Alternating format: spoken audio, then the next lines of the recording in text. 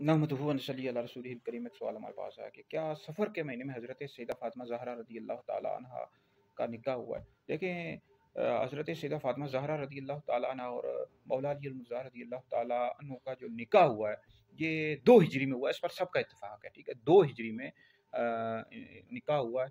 और अब किस महीने में हुआ, इस हवाले से इख्तिलाफ है। तो इस हवाले से 4 कौल लिखे गए हैं। एक कौल ये है कि रमज़ान शरीफ में निकाह हुआ।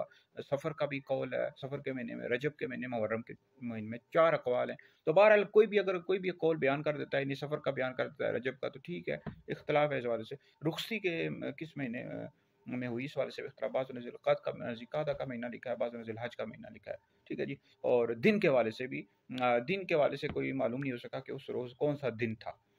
तो बहरहाल ये सुबुल सलाम और उम्दतुल क़ारी में मौजूद हैं अक़वाल, ठीक है जी।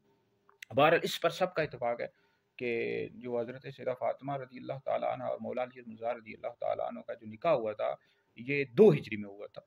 तो महीने के हवाले से इख्तिलाफ है। बहरहाल अगर कोई सफ़र का महीना कहता है कि सफ़र के महीने में हुआ था, तो कह सकता है, कोई मुख्तलिफ़ अक़वाल हैं। इस हवाले से भी बयान करने में कोई हर्ज नहीं है।